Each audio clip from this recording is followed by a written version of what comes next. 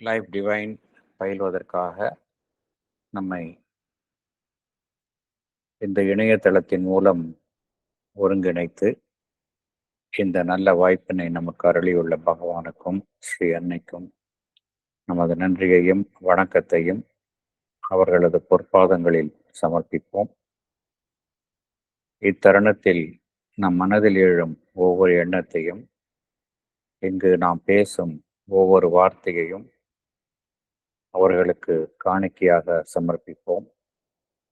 அனைவருக்கும் மாலை வணக்கம். நாம் செவ்வாய்க்கிழமை தோறும் லைஃப் டிவைன்ல புக் 1 ஆரம்பத்திலிருந்து பார்த்து கொண்டு வருகின்றோம். கடந்த சில வாரங்களாக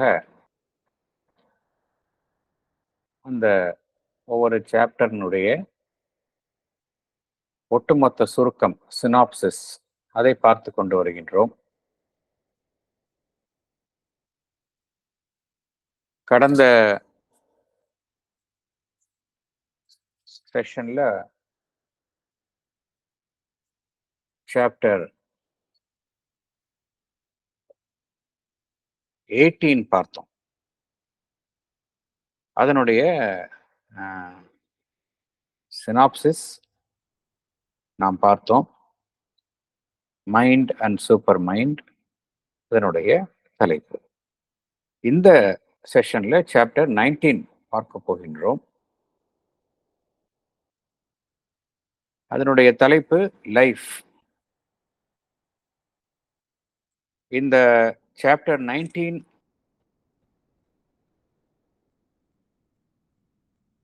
அதனுடைய தலைப்பு லைஃப். சாப்டர் 20 அதனுடைய தலைப்பு death, desire and incapacity. Chapter 21 the ascent of life. இந்த 3 சாப்டர்ஸும் பார்த்தோம் அப்படின்னா ஒன்றுக்கொன்று நெருங்கிய தொடர்புடையவை. எல்லாமே இந்த கருத்துக்கள் எல்லாமே ஒன்றுடன் ஒன்று பிணைந்துள்ளவை. ஆகையினா ரொம்ப மிகவும் நமக்கெல்லாம் ரொம்ப இன்ட்ரெஸ்டிங்காக இருக்கக்கூடிய கருத்துக்களை, ஆழமான கருத்துக்களை பகவான் இங்கு நமக்கெல்லாம் வழங்கியுள்ளார். லைஃப்னா என்ன? அதாவது லைஃப்னா நம்ம நினைக்கிற மாதிரி இந்த வாழ்க்கை அப்படின்னு இல்லை. லைஃப்னா இங்க பகவான் மீன் பண்றது அந்த லைஃப் ஃபோர்ஸ், இந்த வாழ்வினுடைய இயக்கம், அதைத்தான் பகவான் இங்க குறிப்பிடுகின்றார். வாழ்வின் இயக்கம், வாழ்வின் சக்தி, அதைத்தான் லைஃப் என்று பகவான் குறிப்பிடுகின்றார். வாழ்வின் சக்தி, வாழ்வு என்றால் நாம் என்ன அறிந்து வைத்துள்ளோம் என்றால் இயக்கங்களை தான் அறிந்து வைத்துள்ளோம். அதுவும் மனிதனை பொறுத்து, மனிதனுடைய வாழ்வின் அறிகுறிகளான ஒரு இடத்திலிருந்து இன்னொரு இடத்திற்கு இடம்பெயர்தல், மூச்சு விடுதல், இதய துடிப்பு, இவ்வாறெல்லாம் இத்தகைய செயல்களை வைத்து ஒரு மனிதன் வாழ்கின்றான் என்று எண்ணுகின்றோம். அதே போல விலங்குகளினுடைய வெளிப்புற இயக்கம், அதை வைத்துக்கொண்டு விலங்குகள் வாழ்கின்றன என்று கூறுகின்றோம். ஈவன் தாவர இனங்களை கூட நாம் கணக்கில் எடுத்துக்கொள்கின்றோம். தாவர இனங்கள் உயிர் வாழ்கின்றன என்றெல்லாம் எடுத்துக்கொள்கின்றோம். அதற்கு கீழ் உள்ள அமைப்பை நாம் கணக்கில் எடுத்துக்கொள்வதில்லை. ஸோ வாழ்வு என்றால் மனிதனை பொறுத்த வரைக்கும் எங்கெல்லாம் அவன் வாழ்வினுடைய அறிகுறிகளை பார்க்கின்றானோ அதைத்தான் அவன் வாழ்வு என்று கணக்கில் எடுத்துக்கொள்கின்றான். எங்கெல்லாம் வாழ்வினுடைய அறிகுறிகள் காணப்படவில்லையோ அங்கு வாழ்வு இல்லை என்று அவன் நினைக்கின்றான். இது பொதுவாக நாம் எல்லோரும் அறிந்து வைத்துள்ள அந்த கருத்து. ஆனால் பகவான் இங்க வேறொரு முற்றிலும் மாறுபட்ட, அதையும் தாண்டி உள்ள உண்மையை கூறுகின்றார். இந்த லைஃப் என்கின்ற சாப்டர்ல லைஃப்னா என்ன, வாழ்வின் சக்தி அப்படின்னா என்ன என்பது பற்றி பகவான் மிகவும் ஆழமான கருத்துக்களை, நாம் அறிந்திராத கருத்துக்களை கூறுகின்றார். தற்பொழுது உள்ளே செல்லலாம் நாம்.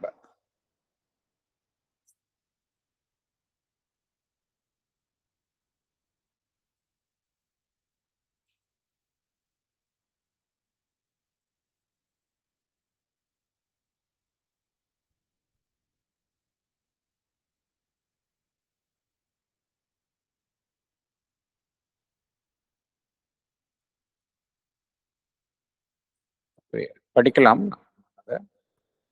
Read, sir. Yes, please.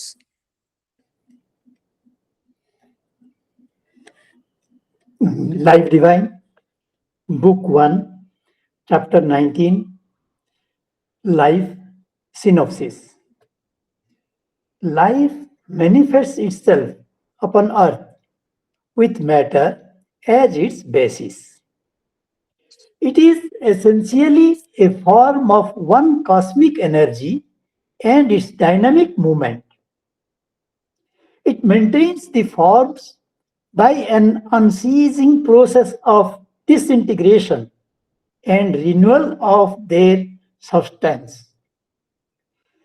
This process shows that the natural opposition we make between death and life is an error of our mentality. Death has no reality except as a process of life. Disintegration of substance and its renewal, maintenance, and change of form are the constant process of life. Even in the death, only the material of one form of life is broken up to serve as material for other forms of life. Thank you, sir. Thank you.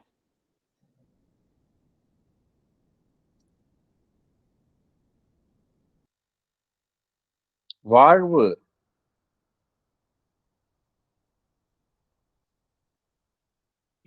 எதனுடைய அடிப்படையில் இந்த புவியில், இந்த பிரபஞ்சத்தில் இயங்குகிறது என்றால், வாழ்வினுடைய அடித்தளம் சடப்பொருளாக இருக்கின்றது.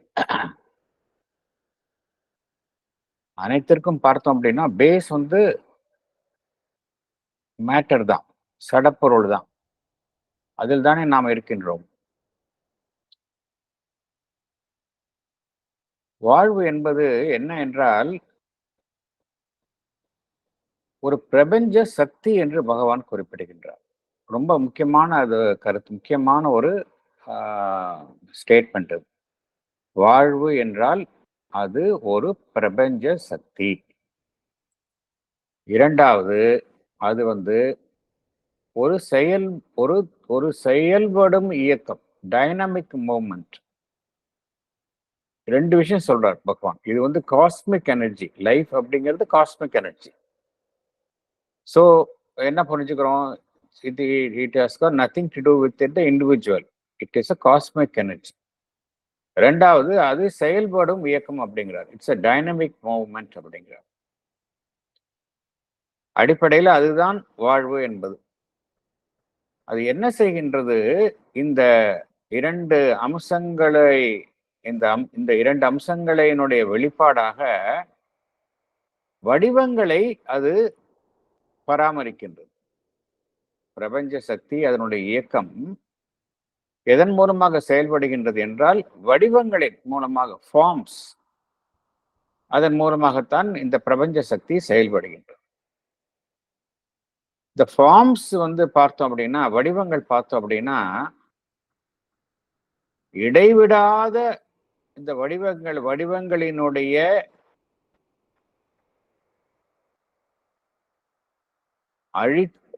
வடிவங்கள் அழிந்து போவதும் மீண்டும் வடிவங்கள் தோன்றுவதும் இது இடைவிடாத ஒரு செயல்பாடாக நடந்து கொண்டிருக்கின்றது.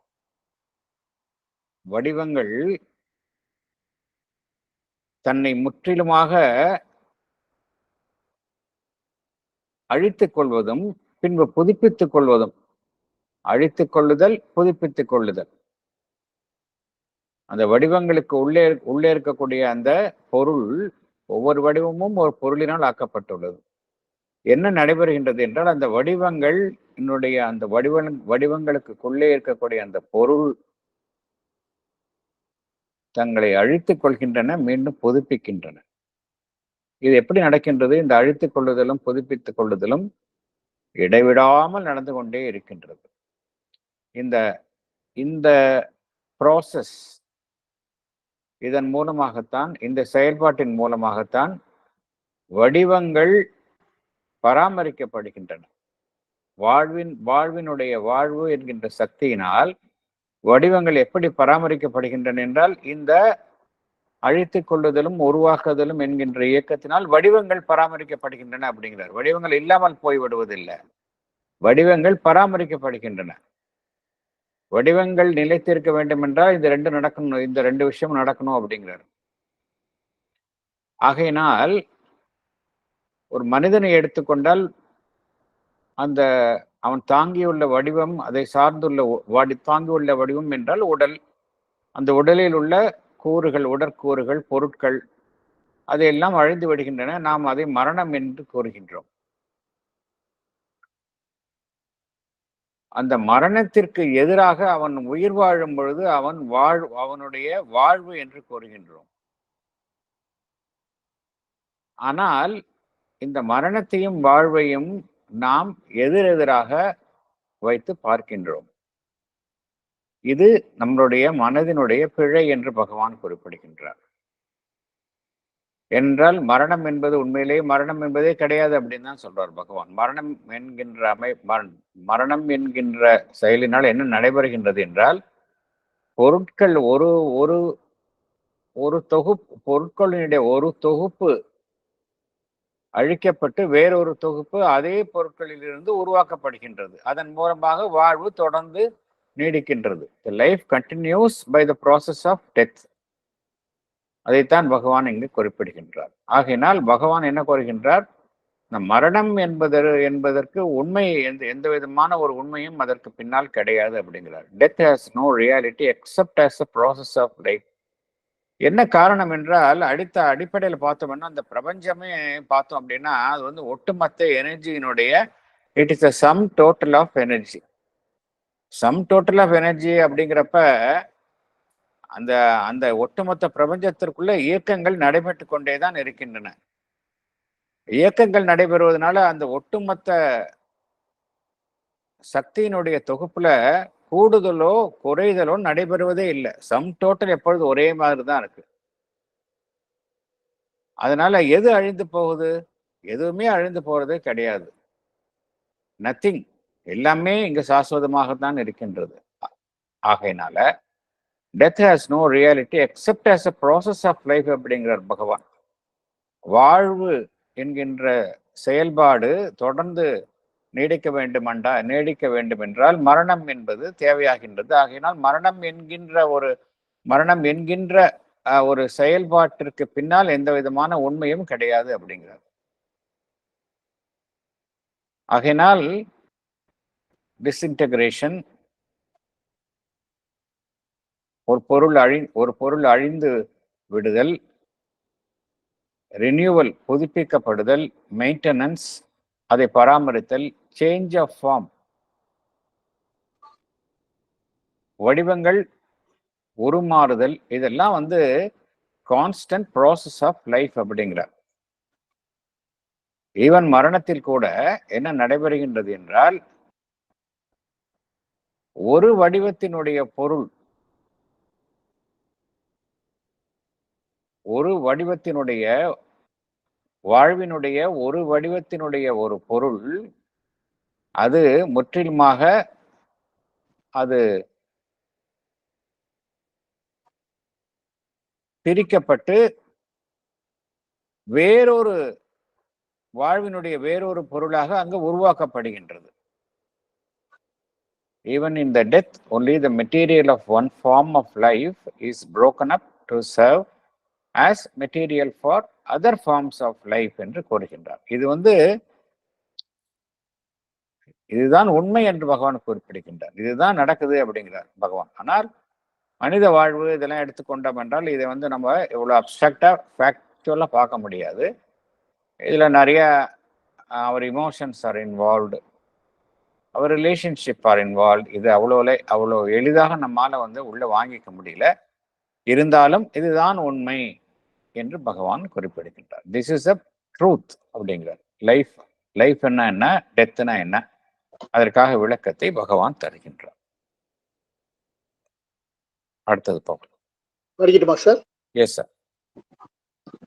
There is one all-pervading life or dynamic energy, which is the fundamental aspect of life. The material aspect of life is its outmost movement. The all-pervading life is imperishable and eternal. Even if the whole universe were to be abolished, life would itself still go on existing. All existence here is a universal life, hidden in material forms, later emerging as submental sensitivity in some plants and mentalized vitality found in animals and man. It remains throughout the same creative life principle. Thank you, sir. Thank you. வாழ்வினுடைய அடிப்படை அம்சம் என்னவென்றால், எங்கும் நிறைந்துள்ள அந்த செயல்படும் ஒரு சக்தி. அதுதான் வந்து அடிப்படை அம்சமாக இருக்கின்றது. அடிப்படை அம்சம் எதுவென்றால், எங்கும் நிறைந்துள்ள அந்த வாழ்வு, அந்த செயல்படும் சக்தி எங்கும் நிறைந்திருக்கின்றது. அதுதான் ஃபண்டமெண்டல் ஆஸ்பெக்ட் ஆஃப் லைஃப். அது வந்து ஒரு தனி மனிதனோ, ஒரு தனிப்பட்ட ஒரு விலங்கோ, இல்லை ஒரு தனிப்பட்ட ஒரு தாவர இனமோ அதை சார்ந்து இருப்பது அல்ல. அது எங்கும் நிறைந்திருக்கின்றது, எங்கும் செயல்படும் வண்ணம் இருந்திருக்கின்றது. ஸோ பேசிக்கா பார்த்தோம் அப்படின்னா, it is an all pervading energy. அதுதான் லைஃப். எங்கும் வியாபித்துள்ள சக்தி தான் வாழ்வு. இது அடிப்படை உண்மையாக நம்ம ஏத்துக்கணும். அதுல இப்ப நம்ம ஒரு மனிதனை எடுத்துக்கொண்டால் அவனுக்கு உடல் என்பது என்ன? அல்டிமேட்டா இட் இஸ் அ மேட்டர் இல்லையா? அனிமல்ஸ் எடுத்துக்கொண்டாலும் கூட அந்த உடல், அந்த அனிமலினுடைய அந்த வடிவம், தோற்றம் என்பதும் மேட்டர். பிளான்ஸ் எடுத்துக்கொண்டாலும் அதனுடைய வடிவம் என்பதும் மேட்டர் தான். ஈவன் கீழே இருக்கக்கூடிய அந்த உலோகங்கள், ரியல் மேட்டர் எடுத்துக்கிட்டாலும் வெளியில இருக்கக்கூடியது matter. So material aspect of life, ஏன்னா உள்ள இருக்கிறது தான் பார்த்துட்டோம், எல்லாமே எனர்ஜி அப்படிங்கிறது தான் உண்மைன்னு பார்த்துட்டோம். So the material aspect of வெளியில இருக்கக்கூடிய அந்த தோற்றம் எது அப்படின்னா, அதனுடைய வெளிப்புற இயக்கம் தான் வந்து அதனுடைய மெட்டீரியல் ஆஸ்பெக்ட். வெளிப்புற இயக்கம் தான் வந்து இந்த மெட்டீரியல் ஆஸ்பெக்ட். உள்ள இருக்கக்கூடியது அந்த சக்தி தான். இப்படி பார்க்கும் பொழுது எங்கும் வியாபித்துள்ள அந்த வாழ்வு என்பது அழிவதே இல்லை அப்படிங்கிறார் பகவான். It is imperishable and eternal அப்படிங்கிறார். எப்பொழுதும் சாஸ்வதமாக இருக்கின்றது அப்படிங்கிறார். ஈவன் இந்த ஒட்டுமொத்த பிரபஞ்சமே அழிந்து விட்டாலும் கூட அந்த லைஃப் ஃபோர்ஸ் என்பது இருந்து கொண்டே இருக்கும் அப்படிங்கிறார். அதே போல நம்ம பார்த்தோம், ஆல் பர்வேடிங் லைஃப் அப்படின்னு பார்த்தோம். எங்கும் வியாபித்துள்ள, பிரபஞ்ச ரீதியாக வியாபித்துள்ளதுதான் வாழ்வு என்னும் சக்தி அப்படிங்கிறத பார்த்தோம். அது எங்கும் வியாபித்து இருப்பதனால அது அடிப்படையில பார்த்தோம் அப்படின்னா, இந்த பிரபஞ்சம் என்பதே ஒரு சடப்பொருளாக இருக்கின்றது. அந்த சடப்பொருள்ல மறைந்து உள்ள நிலையில் அது காணப்படுகின்றது. இந்த பிரபஞ்ச நிலையில் இருக்கக்கூடிய எங்கும் வியாபித்திருக்கக்கூடிய வாழ்வு என்னும் சக்தி எங்கும் வியாபித்திருப்பதனால அது இந்த பிரபஞ்சத்தில் மெட்டீரியல் ஃபார்ம்ஸ், அதற்குள்ளே மறைந்துள்ள ஒரு சக்தியாக இருக்கின்றது. மறைந்துள்ள சக்தியாக இருக்கக்கூடிய அது மனதிற்கு கீழே உள்ள அமைப்பாக செயல்படும் நிலையில் தாவர இனங்களில் காணப்படுகின்றது. ஏன்னா தாவர இனங்கள்ல மைண்ட் அப்படிங்கிறது காணப்படுவதில்லை. சப்மென்டல் சென்சிட்டிவிட்டி, அது மனம் என்கின்ற அமைப்பு தாவர இனங்கள்ல காணப்படுவதில்லை.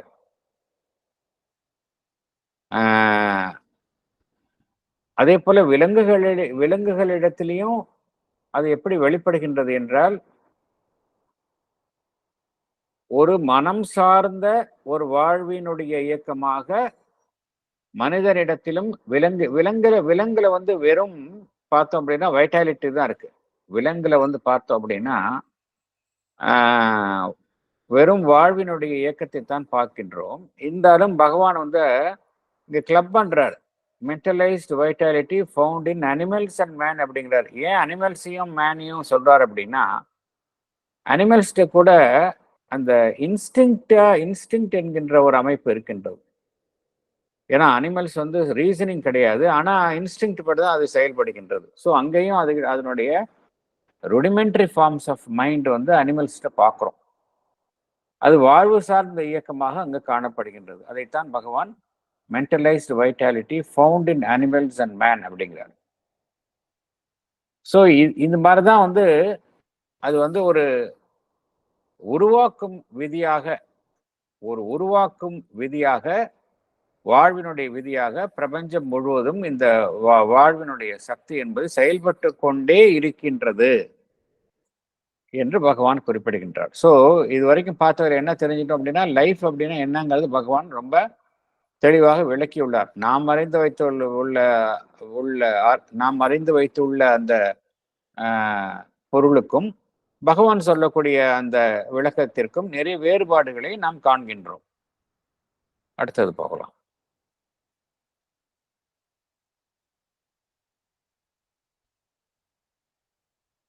படிக்கட்டுமாங்க சார்? எஸ்.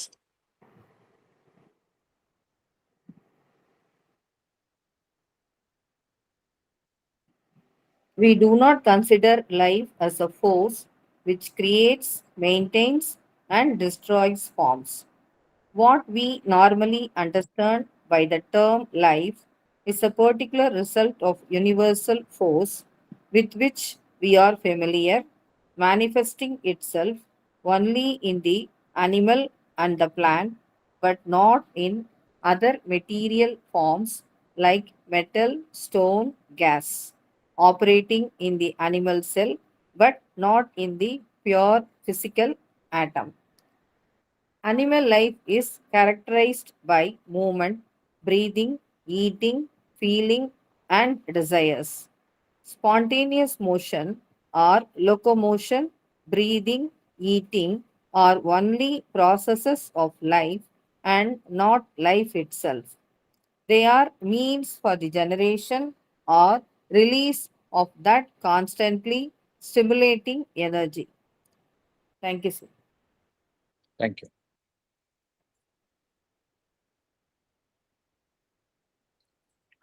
நம் ஏற்கனவே பார்த்த பொருளின் அடிப்படையில வாழ்வு என்பது ஒரு சக்தி, பிரபஞ்ச ரீதியாக வியாபித்துள்ள ஒரு சக்தி. அது ஒன்றை உருவாக்குகின்றது, வடிவங்களை பராமரிக்கின்றது, பின்பு வடிவங்களை அழிக்கின்றது என்கின்ற ரீதியில் நாம் பார்ப்பது இல்லை.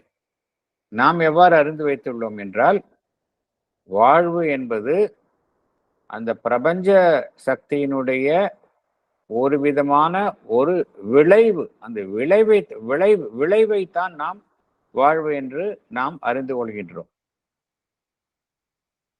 எப்படிப்பட்ட விளைவு என்றால், நமக்கு நன்கு தெரிந்த விளைவுகள் எங்க காணப்படுகின்றன? விலங்குகளிடத்தில் காணப்படுகின்றன. ஏனென்றால் விலங்குகள் அதனுடைய செயல்பாட்டை பார்க்கின்றோம். தாவர இனங்களில் பார்க்கின்றோம். வாழ்வினுடைய இயக்கத்தை வாழ்வினுடைய இயக்கமெல்லாம் விளைவுகளை எங்க பார்க்கின்றோம்னா செயல்பாடுகள்ல பார்க்கிறோம். அனிமல்ஸ் அண்ட் பிளான்ட்ஸ்ல பார்க்கிறோம். அதே சமயம் நாம் அதற்கு கீழ் உள்ள அமைப்புகளான உலோகங்கள், கற்கள்,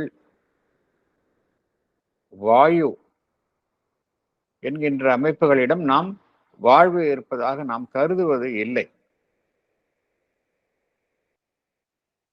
விலங்குகளினுடைய அந்த செல்ஸ், அணுக்களில் வாழ்வினுடைய துடிப்பு இருப்பதை நாம் ஏற்றுக்கொள்கின்றோம். அதே சமயம் ஒரு உலோகத்தில் இருக்கக்கூடிய அந்த ஆட்டம்ஸ், அணுக்கூறுகளில் வாழ்வு இருப்பதை நாம் ஏற்றுக்கொள்ள மறுக்கின்றோம்.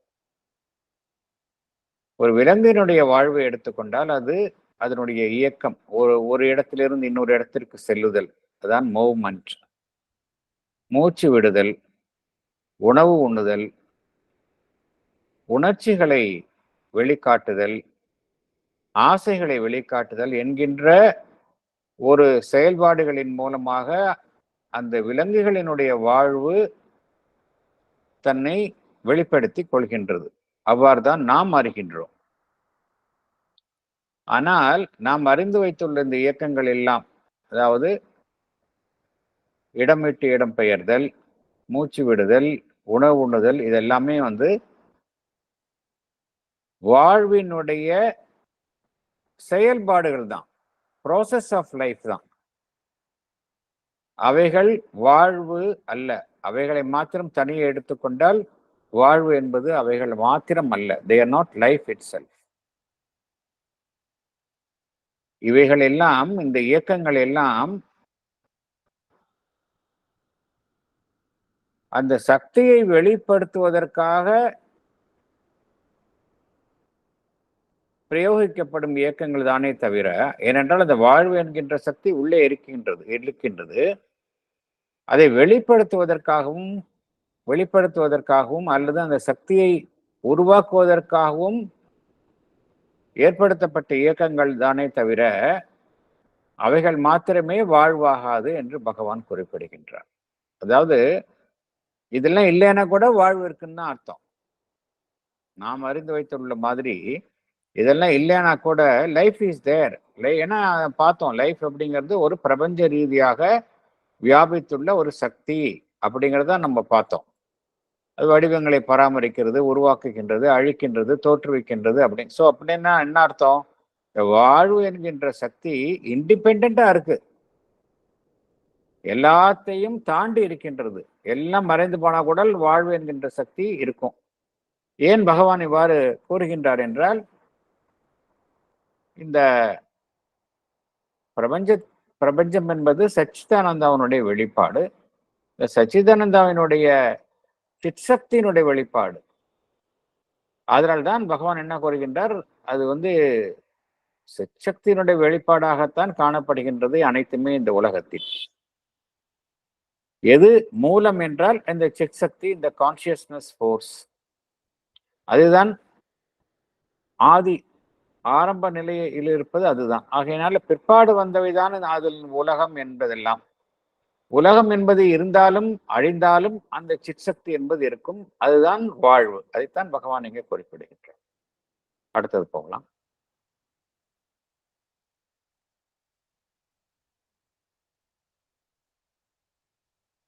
படிக்கவா சார்?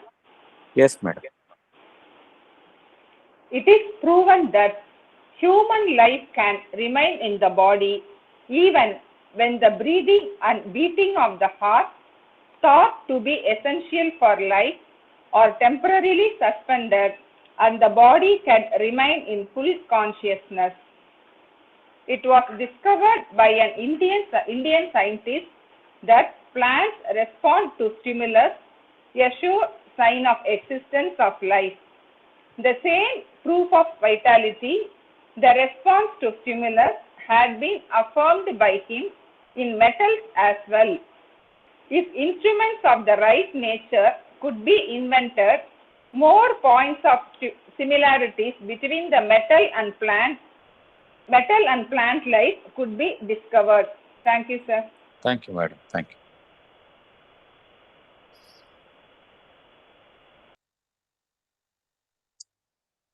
சில யோகிகளுடைய செயல்பாடுகளில் பார்க்கிறோம், அவர்கள் இந்த யோக சக்தியின் மூலமாக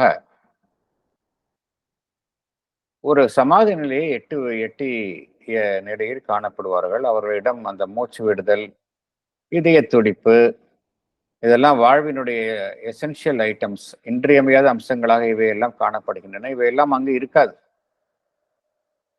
இருந்தாலும் அந்த அவர்களுடைய உடல் பார்த்தோம் அப்படின்னா முழு உணர்வு நிலையில் இருக்கும். அப்படி என்றால் என்ன அர்த்தம்? இது பாசிபிள் தான் அர்த்தம். ஒருவருடைய இதய துடிப்பு இல்லாமல் இருக்கலாம், மூச்சு விடாமல் இருக்கலாம், இருந்தாலும் அவரால் உயிர் வாழ முடியும் என்கின்ற உண்மை இங்கு புலப்படுகின்றது. இது மாதிரி வந்து நம்ம நிறைய பார்த்துருக்கோம். இந்தியன் யோகிஸ் இதை நிறைய முறை நிரூபித்து காட்டியுள்ளார்கள். இன்றும் அவ்வாறு செய்பவர்கள் இருக்கின்றார்கள். அதே போன்று இந்த மனிதன், விலங்கு, அவைகளுக்கு கீழ் உள்ள நிலையில் இருக்கக்கூடிய தாவர இனங்கள், இந்த தாவர இனங்கள் வந்து வெளியிலிருந்து வரக்கூடிய தூண்டுதல்களுக்கு அவைகள் எதிர் விளைவை தோற்றுவிக்கின்றன. they react to external stimulus என்பது நமக்கெல்லாம் நன்கு அறிந்த விஷயம், நன்கு அது நிரூபிக்கப்பட்ட விஷயம். இது குறித்த அந்த போட்டோ நம்ம கூட ஷேர் பண்ணியிருக்கோம். இது குறித்த ஆராய்ச்சிகள்லாம் வந்து நம்மளுடைய ஆரோவில்ல பண்ணியிருக்கிறாங்க. அதுல நிறைய இது பண்ணியிருக்கிறாங்க. எப்படின்னா, ஒரு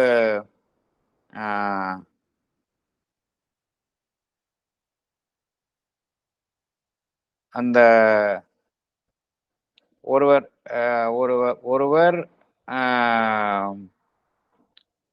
ஒரு தாவரத்தை தீங்கு செய்யும் வகையில் அந்த தாவரத்திடம் செல்லும் பொழுது அதிலிருந்து ஒரு டிப்ரெஸ்ட் லைட், அதனுடைய ஆரா, அதுல மாறுதல் ஏற்படுவதை போட்டோகிராஃபி மூலம், அந்த கிரையால் போட்டோகிராஃபி நினைக்கிறேன் அதோடைய பேரு, அதன் மூலமாக நிரூபித்துள்ளார்கள். அதே போல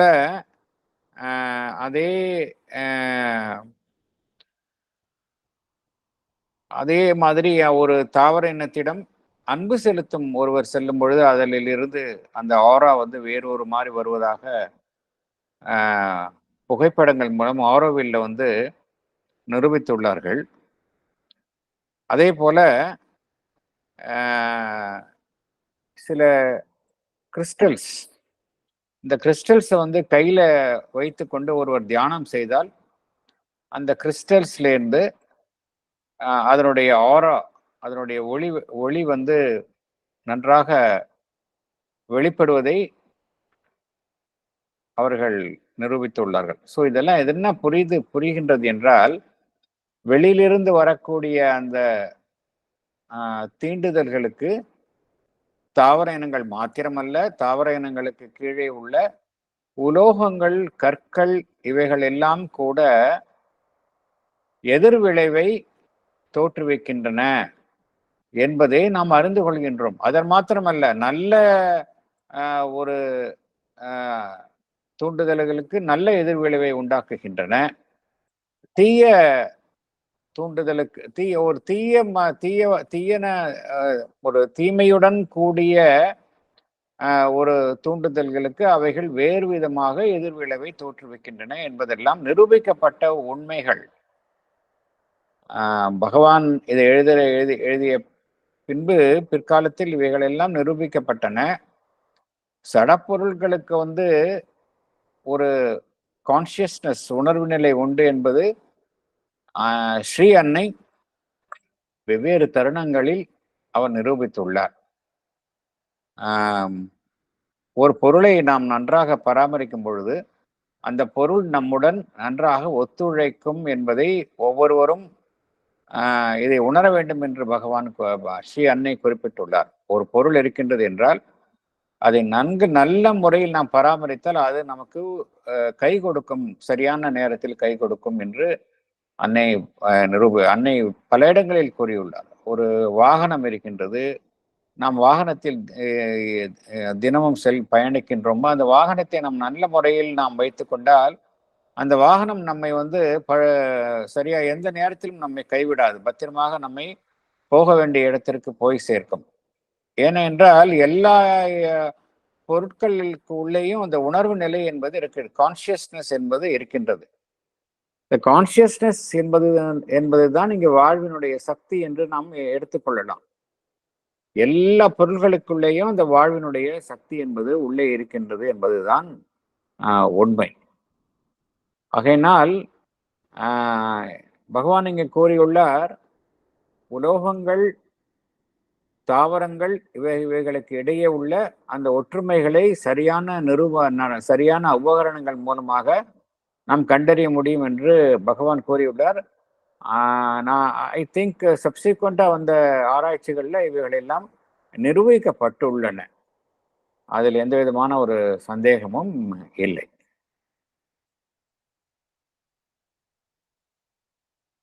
அடுத்தது போகலாம்.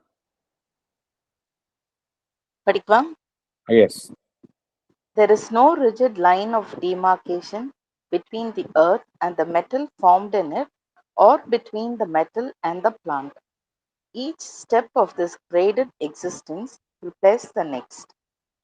Physical response to stimulus is only an outward sign of life. Yet, during its whole existence, the plant is responding to a constant mass of stimulation from its environment. There is a constantly maintained force in the plant which responds to the application of force from its surroundings.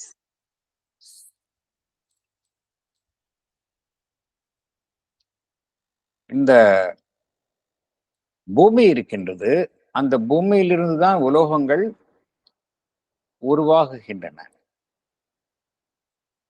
அதே போன்று உலோகம் இருக்கின்றது, அதனுடன் தாவர இனங்கள் காணப்படுகின்றன. இந்த கடல் பாசி அப்படின்னு பார்த்தோம் அப்படின்னா, இந்த கடல்ல கீழே இருக்கக்கூடிய பாறைகள் அங்கெல்லாம் வந்து கடல் பாசியை பார்க்கிறோம். என்ன பார்க்கிறோம்னா அப்படின்னா, அந்த இடத்துல அந்த ஒரு ருடிமெண்ட்ரி லைஃப் ஃபார்முக்கும் ஒரு சடப்பொருளுக்கும் இடையில் தோன்றக்கூடிய ஆரம்ப காலகட்ட ஒரு தொடர்பை நாம் பார்க்கின்றோம். அங்கெல்லாம் என்ன உண்மையை அறிகின்றோம் என்றால்,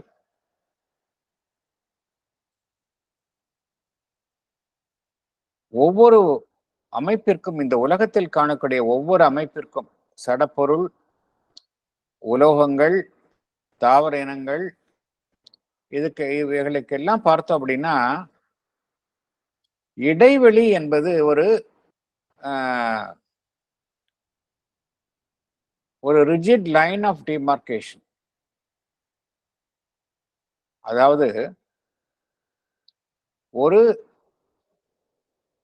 வகுக்கப்பட்ட ஒரு தெளிவான இடைவெளி என்பது கிடையாது அப்படிங்கிறார். எல்லாமே ஒன்றுடன் ஒன்று படிநிலைகளில் தொடர்புடைய வகையில் இருக்கின்றன அப்படிங்கிறார். எல்லாமே வந்து கிரடேஷன் ஆஃப் எக்ஸிஸ்டன்ஸ் தான். பூமி என்பது அந்த மெட்டல் உலோகங்கள் உருவாகுவதற்கான முந்தைய ஒரு கிரடேஷன் அமைப்பு. உலோகங்கள் என்பது தாவர இனங்கள் உருவாகுவதற்கான ஒரு முந்தைய ஒரு கிரடேஷன். பிளான்ஸ் என்பது விலங்குகள் உருவாகுவதற்கு ஆன முந்தைய ஒரு படிநிலை. அதே போல அதில் இருந்து மனிதன். இது என்ன பார்க்கின்றோம் என்றால், the rigid demarcation என்ன அர்த்தம்? இவ்வளவு வரைக்கும் தான் இதனுடைய எல்லை, அடுத்த நிலையிலிருந்து வேறொரு எல்லை அப்படிங்கிற ஒரு பாகுபாடு கிடையாது அப்படிங்கிறாரு. உலகத்திலேயே பாகுபாடே கிடையாது, எல்லாமே வந்து ஒரு கிரடேஷன்ல தான் எல்லா அமைப்புகளும் இருக்கின்றன அப்படிங்கிறார். அதே போல வாழ்வினுடைய அறிகுறியை வந்து நம்ம எவ்வாறு நாம் புரிந்து கொள்கின்றோம் என்றால், வெளியிலிருந்து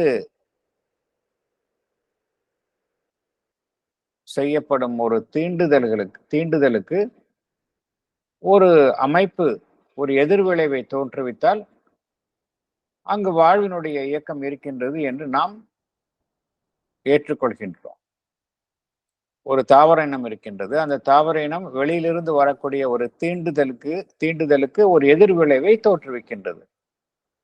ஆகையினால் என்ன கூறுகின்றோம், அந்த இந்த தாவரம் உயிருடன் இருக்கின்றது, வாழ்வு இருக்கின்றது அப்படின்னு சொல்றோம். அனிமல்ஸ்க்கும் அப்படிதான், மனிதனுக்கும் அப்படிதான் சொல்றோம்.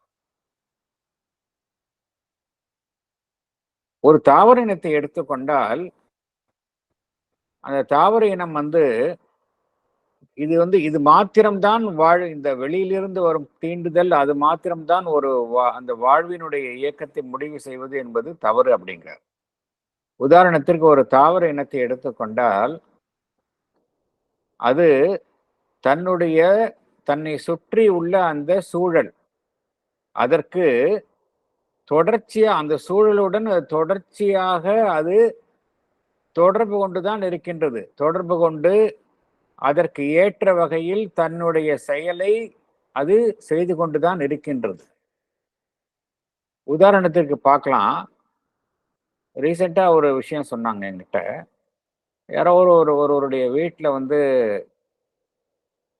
கீழே இந்த சம்ப் கட்டிருக்கிறாங்க. தண்ணீர் சேகரித்து வைக்கும் ஒரு தொட்டி பூமிக்கு அடியில கட்டி இருக்கிறார்கள்.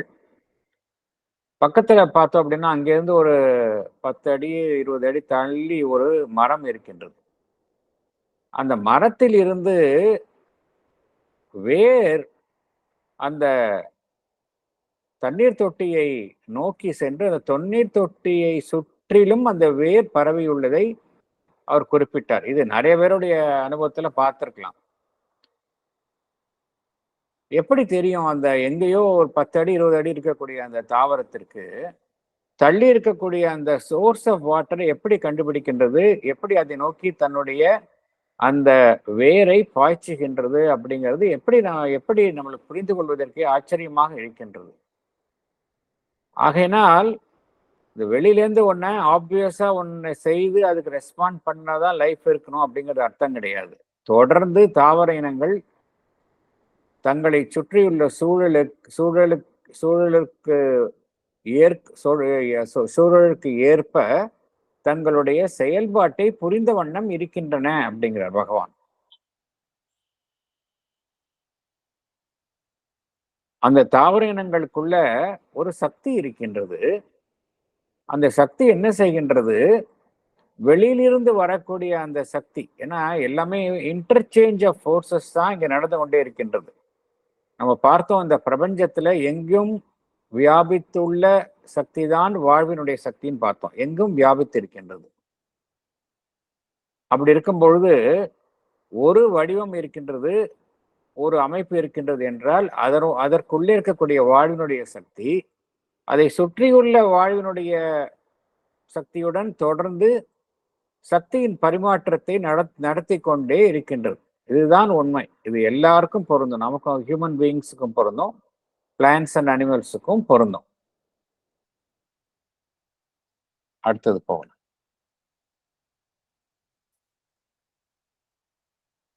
படிக்கட்டுமாங்க sir? Yes madam. There is a constant dynamic energy in movement in the universe. In each physical body or object, plant or animal or metal, the same dynamic force is stored and active. A certain interchange of these two forces gives us the phenomena which we associate with the idea of life. It is this action that we recognize as the action of life energy. Life force maintains dynamic energy of life in the body. Even when a form appears to us to be dead, this force exists in its potentiality and can be revived within certain limits. In certain forms of trance, both the physical functioning and the mental activities are suspended. The force that maintains dynamic energy of life in the body has indeed suspended its outer operations, but still gives the character of life to the body. Thank you, sir. Thank you, madam. Thank you.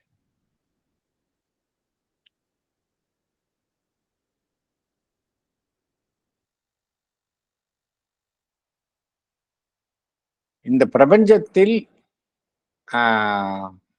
அந்த சக்தியினுடைய இயக்கம் நடைபெற்று கொண்டே இருக்கின்றது. இந்த பிரபஞ்சத்தில் இந்த வாழ்வினுடைய சக்தியினுடைய இயக்கம் எங்கும் பரவி வியாபித்து நடைபெற்று கொண்டே இருக்கின்றது. அதே போல இந்த பிரபஞ்சத்தில் இருக்கக்கூடிய ஒவ்வொரு அமைப்பினுள்ளும் அந்த வாழ்வினுடைய சக்தி என்பது அதாவது ஒரு சேமிக்கப்பட்ட நிலையில் இருக்கின்றது. வெளியில வந்து பார்த்தோம் அப்படின்னா ஒரு ஆக்டிவா செயல்படும் நிலையில் இருக்கின்றது. ஒவ்வொரு ஃபார்ம்லையும் பார்த்தோம் அப்படின்னா அங்க வந்து ஒரு சேமிக்கப்பட்ட நிலையில் அந்த சக்தி ஒவ்வொரு அமைப்பினுள்ளும் இருக்கின்றது. சேமிக்கப்பட்ட நிலையிலும் இருக்கின்றது, அது செயல்படும் நிலையிலும் இருக்கின்றது. ஸோ வெளியில உள்ள பிரபஞ்சத்தில் உள்ள இயங்கும் சக்திக்கும் ஒவ்வொரு வடிவத்தின் உள்ள இருக்கக்கூடிய அந்த சேமிக்கப்பட்ட நிலையில் இருக்கக்கூடிய அந்த சக்திக்கும் இடையில் அந்த பரிமாற்றம், இன்டர்சேஞ்ச் ஆஃப் ஃபோர்ஸ், சக்தியின் பரிமாற்றம் நடந்து கொண்டே இருக்கின்றது.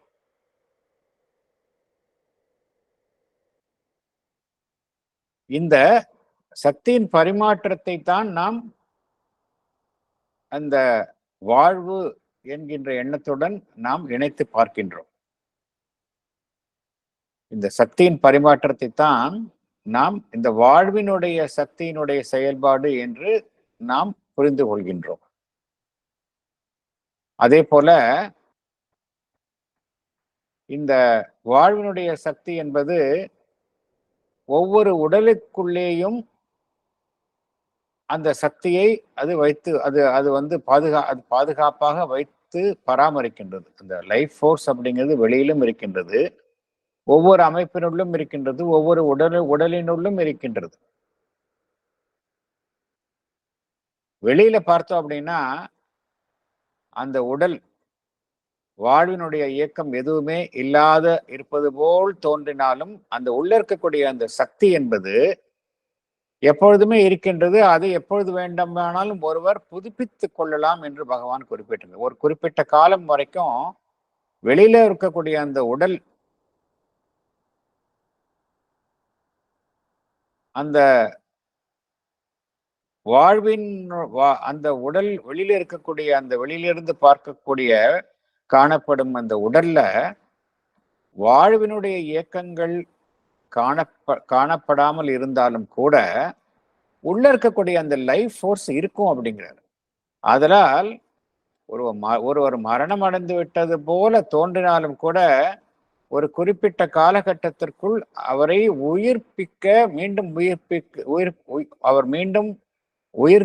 அவரை மீண்டும் உயிர்ப்பித்து வாழ அவரை எழச் செய்வதற்கு சாத்தியக்கூறுகள் இருக்கின்றன என்று பகவான் குறிப்பிடுகின்றார். அதே போல சமாதி நிலையில் இருக்கக்கூடிய சில குறிப்பிட்ட சமாதி நிலைகளில் காணப்படுவது என்னவென்றால், வெளியில இருக்கக்கூடிய அந்த பிசிக்கல் ஃபங்க்ஷனிங் எல்லாம் கம்ப்ளீட்டா இல்லாமல் போய்விடும். ஈவன் மென்டல் ஆக்டிவிட்டிஸ் கூட எதுவுமே காணப்படாது. இதுல பகவான் என்ன கூறுகின்றார், இந்த நிலையில் என்ன ஏற்படுகின்றது என்றால், இந்த லைஃப் ஃபோர்ஸ் வந்து உள்ள இருக்கக்கூடிய உடலில் இருக்கக்கூடிய அந்த லைஃப் ஃபோர்ஸ் வந்து வெறும் அதனுடைய வெளிப்புற செயல்பாடுகளை மாத்திரம் அது தற்காலிகமாக நிறுத்தி வைத்துள்ளது.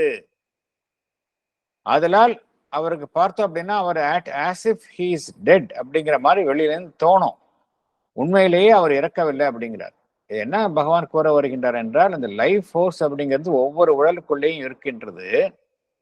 சில சமயம் வெளியில இருக்கக்கூடிய ஆக்டிவிட்டிஸ் வந்து ஒண்ணுமே இல்லாம இருப்பது போல தோன்றினாலும் உள்ள இருக்கக்கூடிய அந்த லைஃப் ஃபோர்ஸ் இருக்கிற வரைக்கும் ரியல் டெத் டசன்ட் ஹேப்பன் என்றுதான் இங்கு பகவான் குறிப்பிடுகின்றார். ஃபார் எக்ஸாம்பிள், ஈவன் நம்ம பகவானினுடைய இறுதி நேரங்களை நம்ம பார்த்தாலும் கூட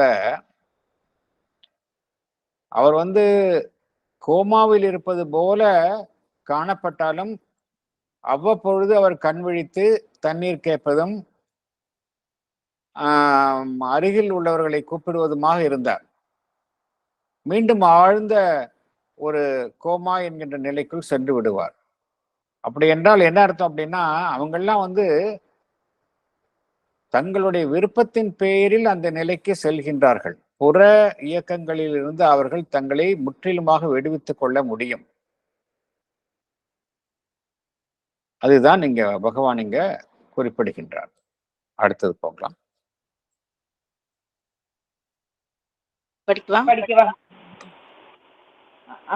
படிக்கவாங்க சார். எஸ் மேடம், படிங்க. When the life force in the body becomes entirely inert, not responding to the pressure of the environing forces, the process of disintegration of life begins.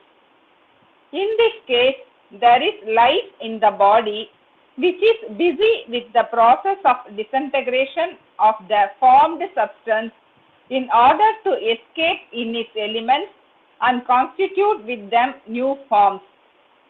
The will in the universal force that held the form together now withdraws from the constitution, supporting a process of dispersion. Real death of the body happens now only. The interchange of life force takes place between different forms it has built up.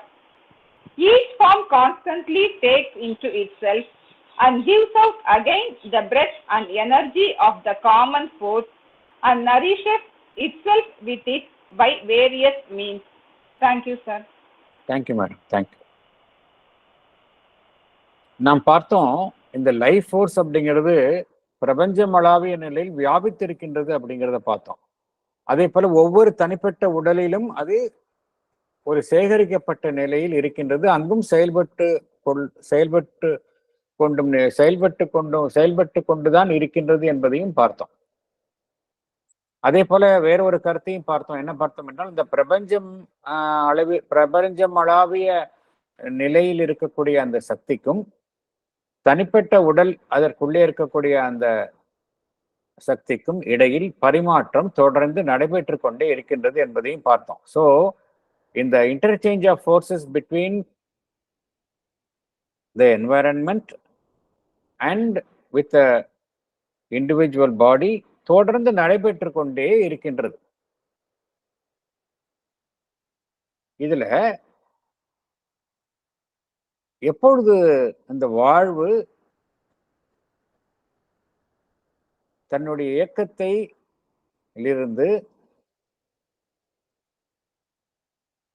விடுபடுகின்றது என்றால், எப்பொழுது அந்த வெளியிலிருந்து எழக்கூடிய அந்த சக்தியினுடைய தூண்டுதலுக்கு உள்ளே இருக்கக்கூடிய ஒவ்வொரு அமைப்பினுள்ளே இருக்கக்கூடிய அந்த சக்தி எப்பொழுது எந்த விதமான ஒரு எதிர்விளைவையும் ஏற்படுத்தவில்லையோ அப்பொழுதே அந்த டிஸ்இன்டகிரேஷன், அதாவது அந்த அமைப்பினுடைய சிதைவு என்பது ஆரம்பிக்கின்றது அப்படிங்கிறார். ஸோ ஒரு உடலில் உள்ள ஒரு அந்த சக்திக்கும் வெளியில் உள்ள அந்த பிரபஞ்சத்தில் உள்ள அந்த பிராண சக்திக்கும் லைஃப் ஃபோர்ஸுக்கும் இடையில பரிமாற்றம் நடந்து கொண்டே இருக்கின்றது. அதுல வெளியில இருக்கக்கூடிய சக்தி என்ன செய்கின்றது? உள்ள இருக்கக்கூடிய சக்தியுடன் தொடர்பு கொண்டு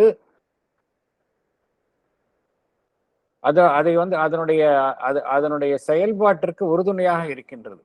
இந்த வெளியிலேந்து வர்ற சக்திக்கு எப்ப உள்ள இருக்கக்கூடிய சக்தி எதிர்விளைவையோ அதுக்கு ரெஸ்பாண்ட் செய்யலையோ அப்பொழுதே அந்த அமைப்பினுடைய சிதைவு என்பது ஆரம்பித்து விடுகின்றது. டிஸ்இன்டகிரேஷன் ஆஃப் லைஃப் பிகின்ஸ் அப்படிங்கிறார். அந்த சமயத்தில் என்ன நடைபெறுகின்றது என்றால், அந்த உள்ள இருக்கக்கூடிய சக்தி என்ன செய்கின்றது? அந்த அமைப்பினுடைய பொருட்களை ஒன்றன் பின் ஒன்றாக அது சிதைவு என்கின்ற இயக்கத்தில் ஈடுபடுத்துகின்றது. சிதைவு என்கின்ற இயக்கத்தில் ஈடுபடுத்தி கொண்டே இருக்கின்றது. எதற்காக ஈடுபடுத்தி கொண்டிருக்கின்றது என்றால், அது வேறொரு அமைப்பில் இந்த பொருள்களை வைத்துக்கொண்டு உருவாக்கப் போகின்றது. அதற்காக என்ன செய்கின்றது? It is busy with the process of disintegration of the formed substance in order to escape in its elements and constitute with them new forms. வேறொரு புதிய வடிவங்களை உருவாக்குவதற்காக தன்னிடம் இருக்கக்கூடிய பொருள்களை அது சிதைத்து கொண்டு அதன் மூலம் வேறொரு பொருளை உருவாக்குவதில் அது மும்முரமாக இருக்கின்றது என்று பகவான் குறிப்பிடுகின்றார். அப்புறம் இந்த பிரபஞ்ச சக்தி தான் எங்கும் வியாபித்து இருக்கின்றது அப்படிங்கிறத பார்த்தோம். லைஃப் ஃபோர்ஸ் அப்படிங்கிறது என்ன அப்படின்னா, அந்த உயிர் சக்தி என்பது பிரபஞ்சமளாவிய நிலையில் இருக்கின்றது. அதுதான் ஒவ்வொரு தனிப்பட்ட வடிவங்களிலும் உள்ள இருக்கின்றது அப்படிங்கிறத பார்த்தோம். ஒவ்வொரு தனிப்பட்ட வாழ்வும் எப்படி ஒரு கட்டுக்கோப்பாக இருக்கின்றது, அந்த வடிவங்களும் அந்த உயிர் சக்தியும் எப்படி ஒன்றுடன் ஒன்று இணைந்து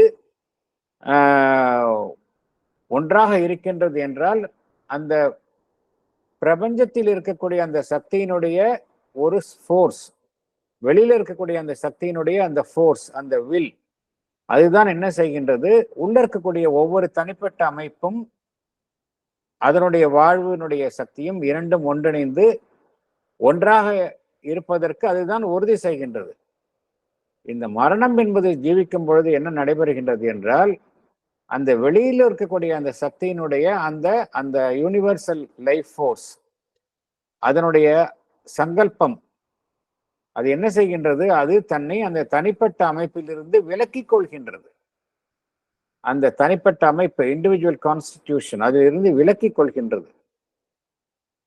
விலக்கிக் கொண்டு என்ன செய்கின்றது, அது அந்த தனிப்பட்ட அமைப்பினுடைய சிதைவு என்றால் எதற்கு, ஒன்றை அழித்து வேறொன்றை உருவாக்குதல், அந்த செயலில் அது தன்னை ஈடுபடுத்திக் கொள்கின்றது. இந்த நிலையில்தான் உண்மையான மரணம் என்பது ஒரு உடலுக்கு ஏற்படுகின்றது என்று பகவான் குறிப்பிடுகின்றார். எப்பொழுது அந்த பிரபஞ்ச ரீதியான இருக்கக்கூடிய சக்தி, அதனுடைய வில் பவர், அதுதான் ஒரு தனிப்பட்ட அமைப்பையும் அதனுள்ள இருக்கக்கூடிய அந்த வாழ்வினுடைய சக்தியும் ஒன்றாக இயக்குகின்றது. எப்பொழுது அந்த வெளியில இருக்கக்கூடிய அந்த சக்தியினுடைய அந்த அந்த அந்த வில், அந்த சங்கல்பம் தன்னை விடுவித்துக் கொள்கின்றதோ, அப்பொழுதே இங்கு மரணம் என்பது ஜீவிக்க ஆரம்பிக்கின்றது. ஒரு அமைப்பினுடைய பொருள்கள் சிதைக்கப்பட்டு வேறொரு அமைப்பு அதன் மூலம் உருவாக்கப்படுகின்றது அப்படிங்கிறார். ஸோ இந்த ப்ராசஸ் கண்டினியூஸா நடந்து கொண்டே இருக்கின்றது அப்படிங்கிறார். அடுத்தது போகலாம். Yes madam. இந்த நம்ம ஈவன் ட்ரெடிஷ்னல் அஷ்டாங்க யோகத்திலையும் இந்த பிராணமயம், அந்த நம்ம பிராணாயாமம் அப்படிங்கிற ஒரு எக்ஸசைஸ் எல்லாரும் பண்றோம். பிராணாயாமம் பண்றோம், பிரீத்திங் எக்ஸசைஸ் பண்றோம். அது மியர் பிரீத்திங் எக்ஸசைஸ் கிடையாது.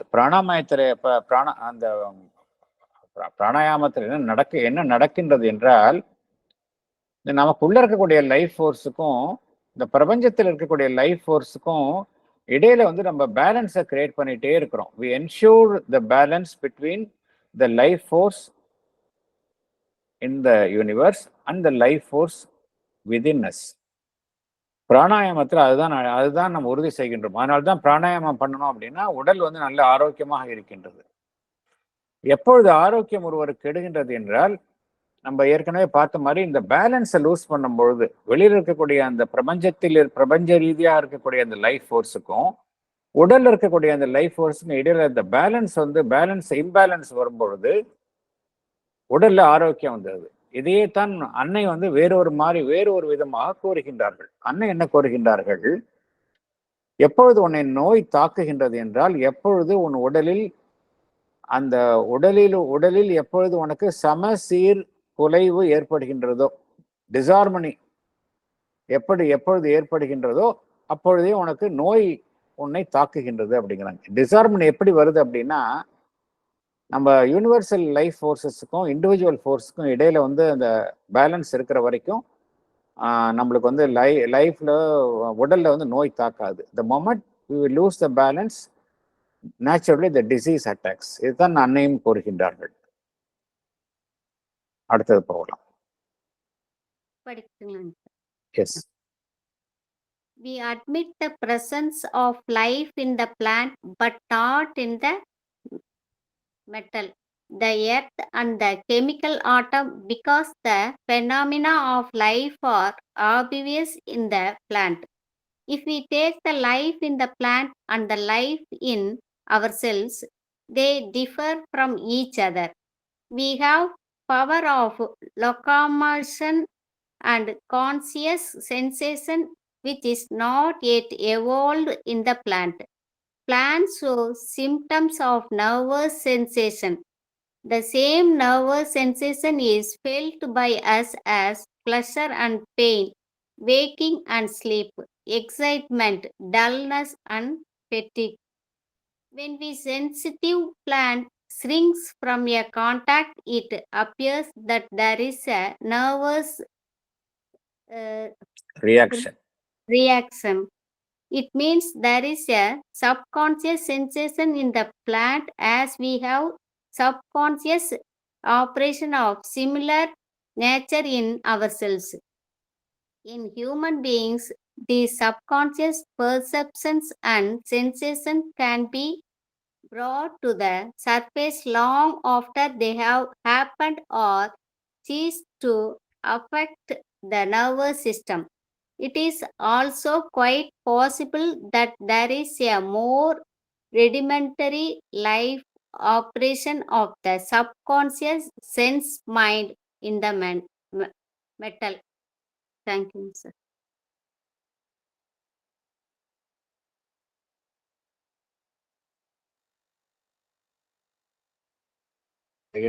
இருப்பதை ஏற்றுக்கொள்கின்றோம். ஆனால் உலோகங்கள்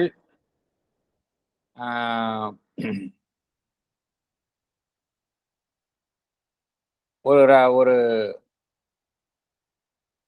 ரசாயன கலவையில் இருக்கக்கூடிய அந்த அணுக்கூறுகள் அதில் வாழ்வு இருக்கின்றது என்பதை நாம் ஏற்றுக்கொள்ள மறுக்கின்றோம்.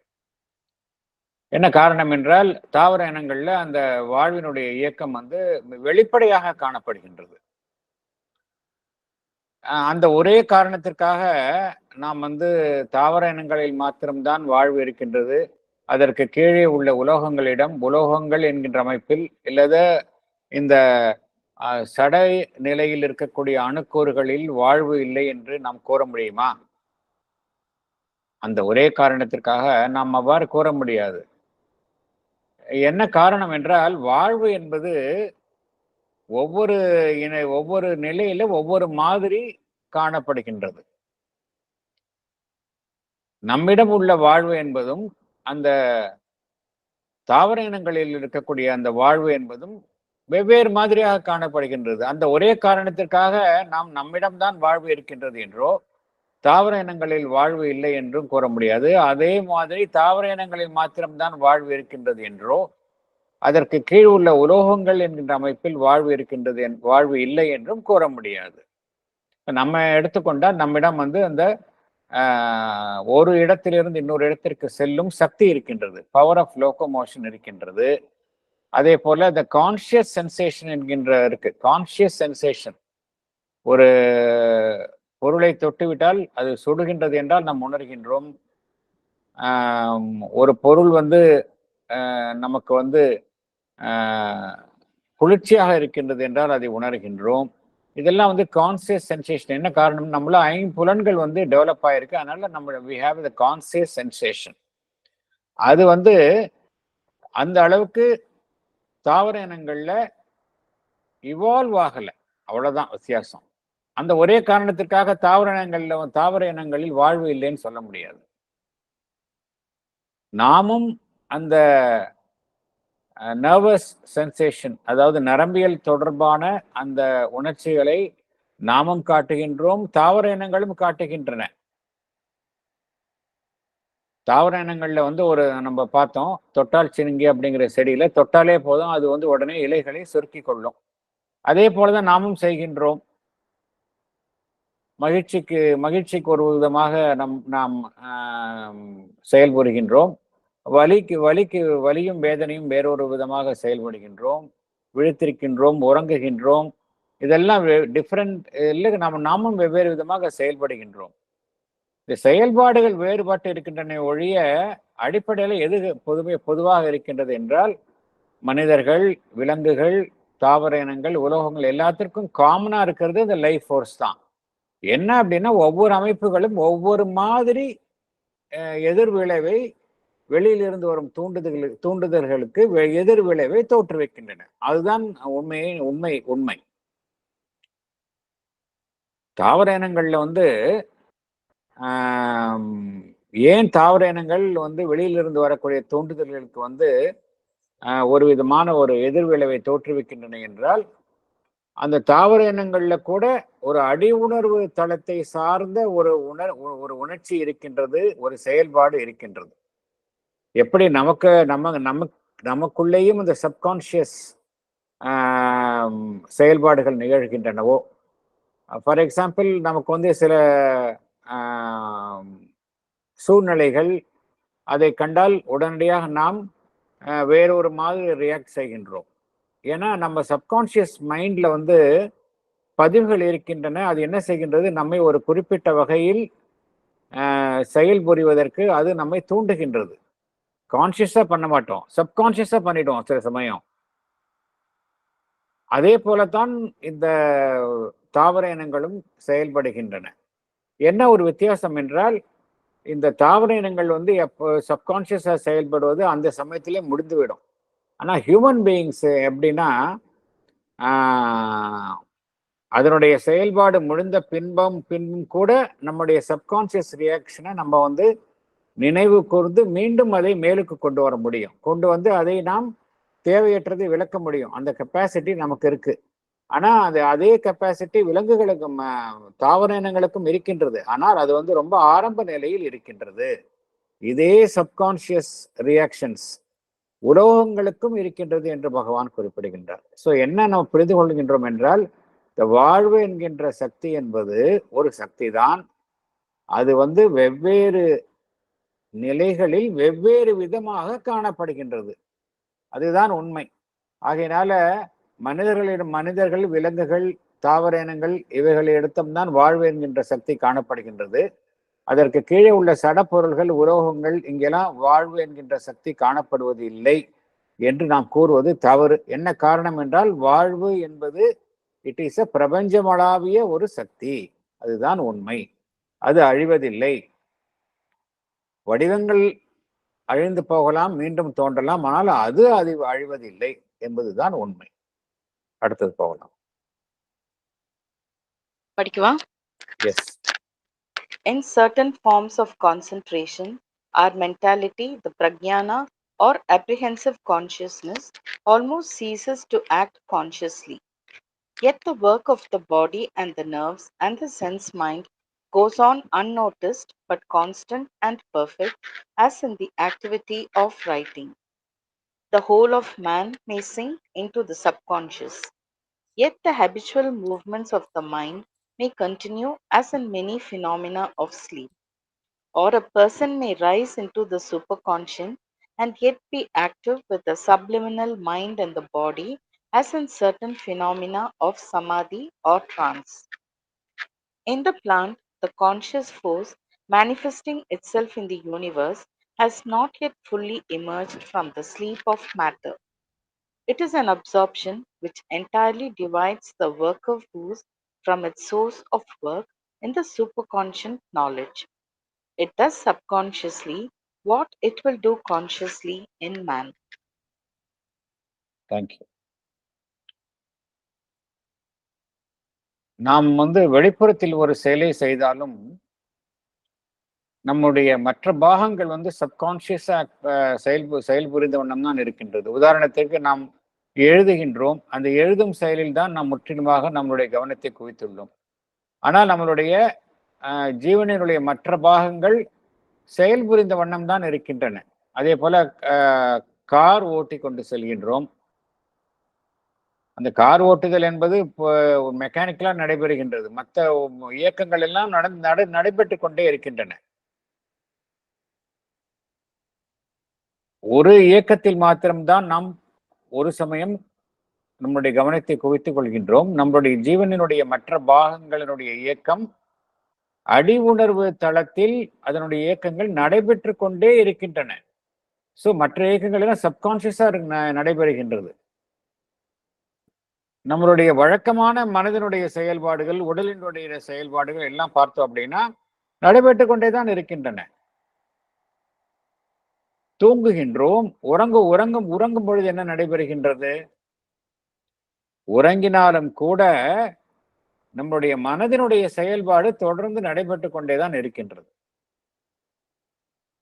அதே போல ஒரு சாதாரண மனிதனுக்கு இந்த நிலை இல்ல, மனிதன் தன்னுடைய உணர்வு நிலையில் அந்த உச்சகட்ட உணர்வு நிலையை எட்டலாம். he can reach the super conscious state.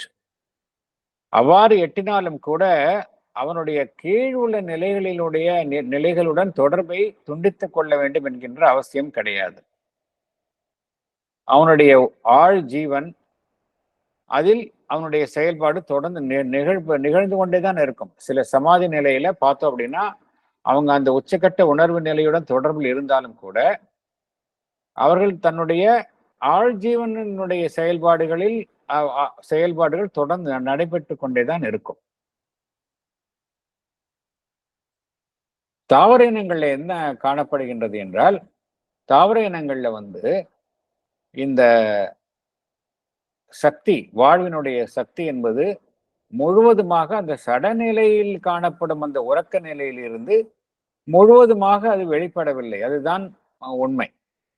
தாவர இனங்கள்ல என்ன உண்மை என்றால், அந்த வாழ்வினுடைய சக்தி என்பது அந்த சடநிலையில் காணப்படும் உறக்க நிலையிலிருந்து முழுவதுமாக வெளிப்பட்ட நிலையில் இல்லை. ஆகையினால் என்ன நடைபெறுகின்றது என்றால், அது ஒரு உள்ளாழ்ந்த நிலையில், அந்த நிலையில் அது அங்கு இருக்கின்றது.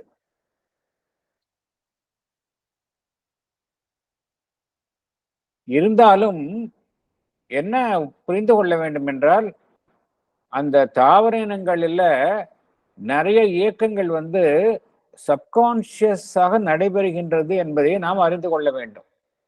தாவர இனங்கள்ல நிறைய இயக்கங்கள் அடி உணர்வு தளத்தில் தொடர்ந்து நடைபெற்ற வண்ணம் இருக்கின்றன. எவையெல்லாம் கான்சியஸாக மனிதன் என்கின்ற நிலையில் நடைபெற்று வருகின்றனவோ அவை அனைத்தும் தாவர இனங்களில் சப்கான்சியஸாக நடைபெற்று வருகின்றன அப்படிங்கிற என்ன புரிந்து கொள்கின்றோம்? இங்க கிரடேஷன்ஸ், செயல்பாடுகள் தான் மாறுபடுகின்றன. ஒவ்வொரு வடிவத்திற்கும் இடையில அந்த கிரடேஷன்ஸ் மாறுபடுகின்றது. செயல்பாடுகளினுடைய தன்மை மாறுபடுகின்றது. மனிதனிடத்தில் எது கான்சியஸாக காணப்படுகின்றதோ அது தாவர இனங்களில் சப்கான்சியஸாக காணப்படுகின்றது. ஆகக்கூடியும் எது பொதுவாக அனைத்திற்கும் பொதுவாக இருப்பது என்றால், அந்த வாழ்வினுடைய சக்தியினுடைய இயக்கம் என்பது எல்லா நிலைகளிலும் பொதுவானதாக இருப்பது. அதுதான் உண்மை. அடுத்தது போகலாம். படிக்கட்டுமா sir? Yes madam. There is something in the atom that becomes innate, this will and desire. They are inconscious or subconscious in the atom, yet present in it, because they are present in the force which builds up and constitutes the atom. This force is basically the Chit Tapas or Chit Shakti of the Vedanta, the consciousness force. It manifests itself as nervous energy full of submental sensation in the plant, as desire sense and desire will in the primary animal form, as mental will and knowledge in man. Thank you. Thank you, sir. இந்த சங்கல்பம்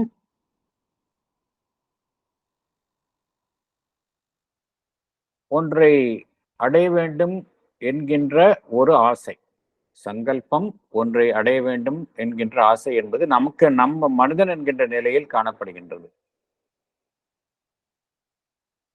இந்த மனிதன் என்கின்ற நிலையில் காணப்படும் இந்த சங்கல்பமும் இந்த ஆசையும் நேரடியாக அவனுக்கு வந்துவிடவில்லை. ஏனென்றால் எல்லாவற்றிற்கும் பார்த்தோம் அப்படின்னா அது அணுக்கூறு அப்படிங்கிறது தான் மூலம் என்பது நாம் அறிந்துள்ள உண்மை. ஆட்டம் தான் எல்லாத்துக்கும் அடிப்படையான மூலக்கூறு என்பதை அறிந்துள்ளோம். ஏதோ இந்த ஆட்டம் என்று கூறக்கூடிய அணுக்கூறுகளில் ஏதோ ஒன்று உணர்வற்ற நிலையிலோ அல்லது அடி உணர்வு நிலையிலோ ஏதோ ஒன்று இருக்கின்றது. அது எந்த சக்தி அந்த அணுக்கூறுவை உருவாக்கியதோ அந்த சக்தியில் அது காணப்படுகின்றது. ஒவ்வொரு அணுக்கூறிலும் ஏதோ ஒன்று எது மனிதனிடத்தில் சங்கல்பமாகவும் ஆசையாகவும் காணப்படுகின்றதோ அதனுடைய மூலம் ஒவ்வொரு அணுக்கூறிலும் காணப்படுகின்றது. அது அந்த அணுக்கூறிலுடைய அந்த வாழ்வினுடைய சக்தி எது, அதுதான் அந்த அணுக்கூரை உருவாக்குகின்றது, அதில் காணப்படுகின்றது. அது என்ன சக்தி என்றால் அதுதான் வந்து சித் சக்தி, சித் தபஸ் ஆர் சித் சக்தி, இந்த கான்சியஸ்னஸ் ஃபோர்ஸ். ஏன்னா கான்சியஸ்னஸ் ஃபோர்ஸ் தான் வந்து அடிப்படை, எல்லாத்துக்கும் அடிப்படை கான்சியஸ்னஸ் ஃபோர்ஸ் தான். இந்த கான்சியஸ்னஸ் ஃபோர்ஸ், சச்சிதானந்தாவில் இருக்கக்கூடிய இந்த கான்சியஸ்னஸ் ஃபோர்ஸ் தான் வந்து தாவர இனங்களில் மனம் என்கின்ற நிலைக்கு கீழான நிலையில் செயல்படும் ஒரு உணர்வு நிலையின் செயல்பாடாகவோ அல்லது விலங் இனம் அவைகளை சார்ந்த இயக்கங்களில் ஒன்றை அடைய வேண்டும் என்கின்ற ஒரு சங்கல்பம் அல்லது ஒரு எண்ணம் இவைகளாகவோ அல்லது மனிதன் என்கின்ற நிலையில் அவருடைய மனதை சார்ந்த சங்கல்பமும் அறிவுமாகவும் செயல்படுகின்றது. இந்த ஒரே கான்சியஸ்னஸ் ஃபோர்ஸ் தான் இருக்கின்றது. அது வெவ்வேறு நிலையில் வெவ்வேறு மாதிரி செயல்படுகின்றது. மனதிற்கு கீழ் உள்ள செயல்பாடாக அனிமல்ல, பிளான்ட் லெவல்ல, தாவர இனங்கள்ல செயல்படுகின்றது. விலங்குகள் எடுத்துக்கொண்டா விலங்குகளுக்கும் வந்து ஒன்றை அடைய வேண்டும், ஒன்றை செய்ய வேண்டும் என்கின்ற இன்ஸ்டிங்டிவாக செய்கின்றன. இது மனிதனிடத்தில் பார்த்தோம்னா மனிதனிடத்தில் சற்று வளர்ந்த நிலையில் மனிதனுடைய சங்கல்பமாக செயல்படுகின்றது. மனிதனுடைய நாலேஜ், அவனுடைய அறிவாக செயல்படுகின்றது. இந்த எல்லா செயல்பாட்டிற்கும் பொதுவாக அடிப்படையாக இருப்பது எதுவென்றால் அந்த சித் சக்தி. அதுதான் ஆட்டம்லேருந்து மனிதன் என்கின்ற நிலையிலும் இருக்கின்றது. இந்த சித் சக்தியினுடைய வெளிப்பாடு தான் வந்து இந்த லைஃப் ஃபோர்ஸ் அப்படிங்கிறது. அடுத்தது போகலாம். நான் படிக்கட்டுமா sir? Yes madam. The life in the plant is differently organized than in animal. Yet it is the same power characterized by birth, growth and death. The identity between the animal and the plant becomes closer if we consider it has a nervous system and its responses to stimuli. There is an involution of life with all these powers in matter for a later evolution and emergence. We cannot think that life is a new creation magically introduced into the nature in an inexplicable manner. This assumption is arbitrary. It is true that a pressure from plan of life above the material universe has assisted that emergence of life here. But it does not exclude origin of life from matter as a primary and necessary movement. Thank you madam. Thank you. Thanks. வாழ்வு என்கின்ற சக்தி வந்து அனைத்திற்கும் பொதுவானது அப்படிங்கிறத பார்த்தோம். எல்லா நிலையிலும் அந்த வாழ்வினுடைய சக்தி இருக்கு. ஆட்டம்லேருந்து ஹையஸ்ட் மனிதன் வரைக்கும் இந்த லைஃப் ஃபோர்ஸ் அப்படிங்கிறது இருக்குது. அந்த life force is nothing but Chit Shakti. சச்சிதானந்தாவினுடைய சித் சக்தி தான் லைஃப் ஃபோர்ஸா அங்கே வெளிப்படுகின்றது அப்படிங்கிறத பார்த்தோம். ஸோ ஃபோர்ஸ், அந்த லைஃப் ஃபோர்ஸ், அந்த கான்சியஸ்னஸ் ஃபோர்ஸ் தான் அனைத்திற்கும் முந்தையது அப்படிங்கிறத பார்த்தோம். வடிவங்கள் தோன்றலாம், அழியலாம், ஆனால் அந்த ஃபோர்ஸ் இருக்குது, அதுதான் முந்தையது அப்படிங்கிறத பார்த்தோம். இந்த ஃபோர்ஸ் வந்து லைஃப் ஃபோர்ஸ் அப்படிங்கிறது ஒவ்வொரு நிலையில ஒவ்வொரு மாதிரி தன்னை அமைத்து கொண்டுள்ளது. பிளான்ட்ஸ், தாவர இனங்கள் வேறு ஒரு விதமாக தன்னை அமைத்துள்ளது. விலங்குகள் என்கின்ற இனத்துல பார்த்தோம் அப்படின்னா வேறொரு மாதிரி தன்னை அமைத்துள்ளது. இப்போ விலங்குகள்ல பார்த்தோம் அப்படின்னா பிறப்பு, வளர்ச்சி, இறப்பு என்கின்ற நிலையில நம்ம அந்த நிலையில் தன்னை அமைத்துள்ளது. தாவர இனங்கள்ல பார்த்தோம்னா வேற ஒரு மாதிரி அந்த வாழ்வினுடைய சக்தி தன்னை அமைத்துள்ளது. ஒவ்வொரு இயக்கத்துக்கும் சில பொதுவான அம்சங்களும் காணப்படுகின்றன. வெளியிலிருந்து வரக்கூடிய அந்த தீண்டுதல்களுக்கு நாம் எதிர்விளைவை தோற்றுவிக்கின்றோம். இந்த செயல்பாடு வந்து நமக்கும் பொதுவாக இருக்கின்றது, அந்த தாவர இனங்களுக்கும் பொதுவாக இருக்கின்றது. அதே போல இந்த வாழ்வு என்பது சில மத கோட்பாடுகள் கூறுவது போல எங்கேயோ வேறு உலகத்தில் இருந்து இங்கு இடைப்பட்ட நிலையில் வந்ததுதான் வாழ்வு, திணிக்கப்பட்டது என்று கூறுவது போல இருக்க முடியாது என்று பகவான் குறிப்பிடுகின்றார். வாழ்வு என்பது எங்கேயோ இடைப்பட்ட நிலையில் திணிக்கப்பட்டது அப்படிங்கிறது தப்பு. சடப்பொருள் இங்கு இருக்கின்றது, அதில் இருந்து வந்ததுதான் வாழ்வு.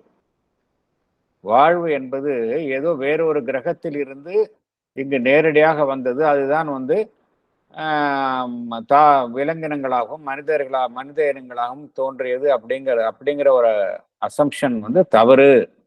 சில மத கோட்பாடுகளில் கூறுவது போல தவறு அப்படிங்கிறாரு. இங்க வந்து எது மூலம்? அந்த மேட்டருக்கு உள்ள இருக்கக்கூடியது அந்த சிற்சக்தி தான் மூலம். சிற்சக்தி என்ன செய்கின்றது?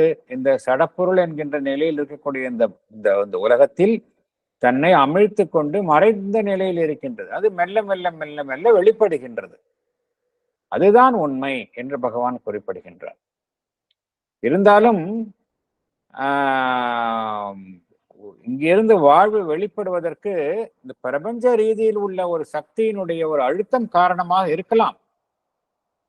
உள்ளே இருந்து இருக்கக்கூடிய அந்த சக்தியினுடைய இந்த உள்பொதிந்துள்ள அந்த சக்தியினுடைய வெளிப்பாட்டிற்கு உதவும் வண்ணம் மேலிருந்து உதவக்கூடிய ஒரு சக்தியினுடைய அழுத்தம் காரணமாக இருக்கலாம். இருந்தாலும் நாம் வாழ்வு என்பது வேறொரு வெளியிலிருந்து வந்தது என்று நாம் கூறுவது தவறு. இந்த சடப்பொருள் என்கின்ற நிலையில் இருந்துதான் வாழ்வு வந்தது என்பதை பகவான் அழகாக கூறுகின்றார், தெளிவாகவும் கூறுகின்றார். அடுத்தது போகலாம்.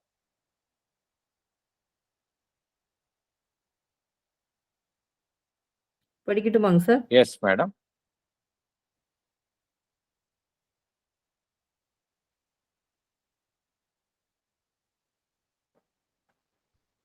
The material energy that aggregates, forms, and disaggregates is the same power in another grade of itself as life energy, which expresses itself in birth, growth, and death. In matter, the life energy does the works of intelligence in a subconscious sleep action. Yet, it shows itself as the same power that in another grade attains the status of mind. The soul as a nucleus draws to itself and groups around itself the elements of its mental, vital, and physical sheets and their contents and increases these formations in life. When the soul leaves the body, it drops and disaggregates these formed elements. It draws back into itself its inner powers till in the next birth it repeats the original process. Thank you, sir. Thank you.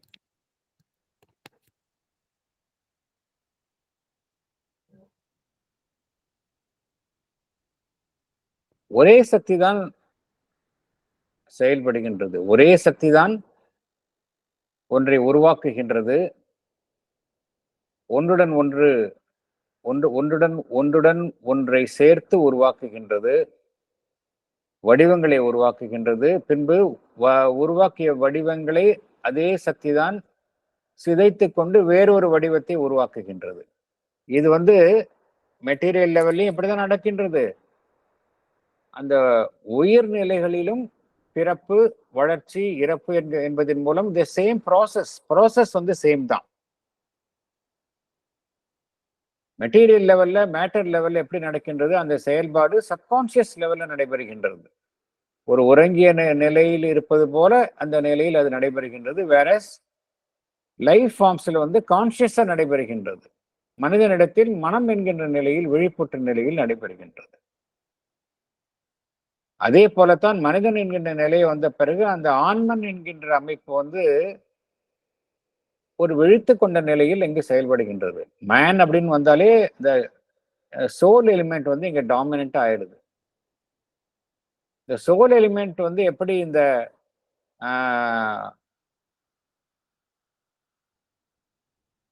இறப்பு பிறப்பு அப்படிங்கிற ப்ராசஸ்ல எப்படி இந்த soul எலிமெண்டோட role என்ன அப்படின்னா, ஆன்மன் என்பது என்ன செய்கின்றது, தான் எப்பொழுது தோன்றுகின்றதோ அது உருவாகும் பொழுதே அதை சுற்றி மனம் சார்ந்த கூறுகள், பிராணமயம் சார்ந்த கூறுகள், உடல் சார்ந்த கூறுகள், இவைகள் எல்லாம் வந்து ஒரு உரைகள் போல அந்த ஆன்மனை சுற்றி அமைகின்றன. அதாவது அந்த ஆன்மன் மனம் சார்ந்த பொருள், பிராணமயம் சார்ந்த பொருள், உடல் சார்ந்த பொருள் இவைகளை கொண்டு தன்னை சுற்றி ஒரு உரை போன்ற அமைப்புகளை அது உருவாக்கிக் கொள்கின்றது. அந்த உருவாக்கத்தின் மூலமாக அது வாழ்வில் வளருகின்றது. இது வந்து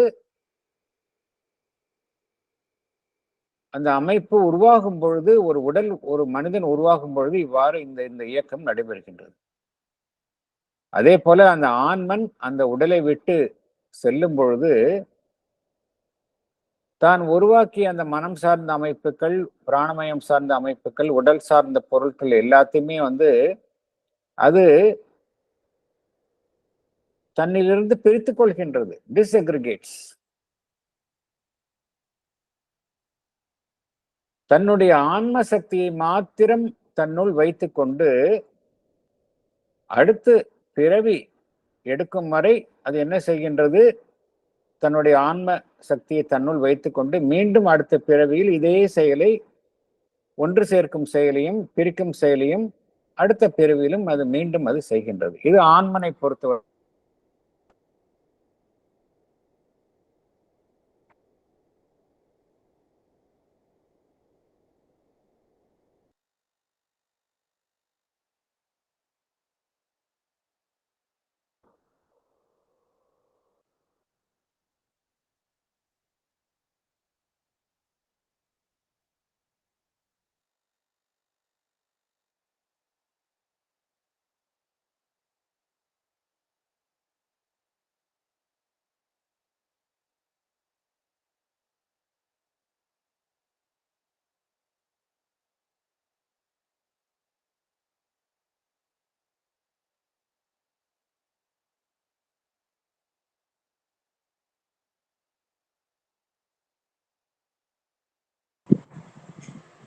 சிவகுமார் சார், உங்க வாய்ஸ் கேட்கலையே.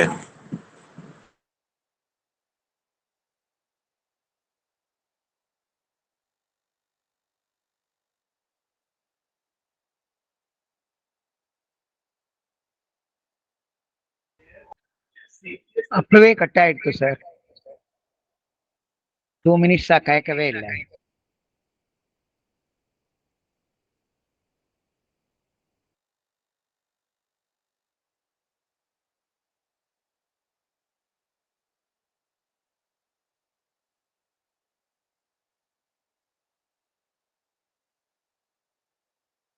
I think he's trying to reconnect.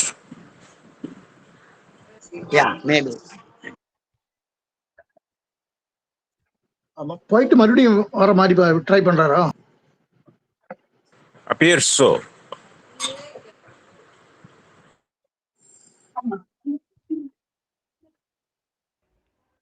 அனிமா மேடம்க்கு சொன்னா போதுமா? அவங்க சொல்லுவாங்க. சார் நான் செக் பண்றேன் சார். ஹலோ, கேக்குதா? இப்ப கேக்குறது சார். ஓகே, சாரி, நடுப்புற கனெக்ஷன் போயிடுச்சு போல இருக்கு. அதனால என்ன, நான் எந்த கடைசியா சொன்னதுல எப்ப பிரேக் ஆச்சு? Idea?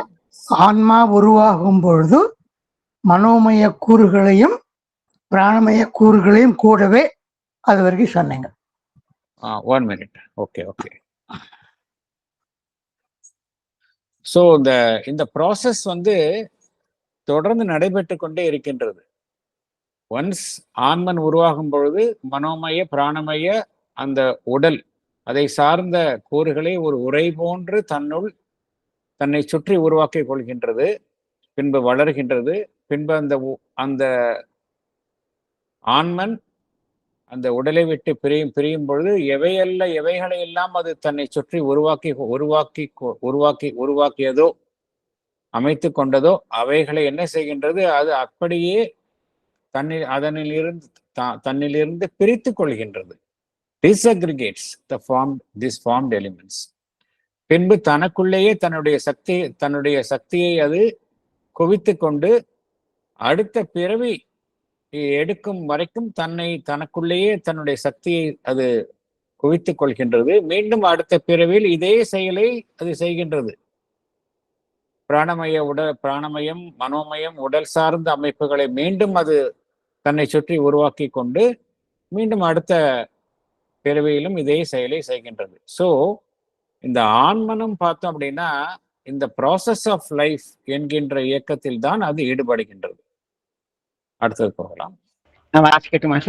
Yes, the soul as a nucleus draws to itself and groups around itself the elements of its mental, vital and physical states and their contents and increases these formations in life.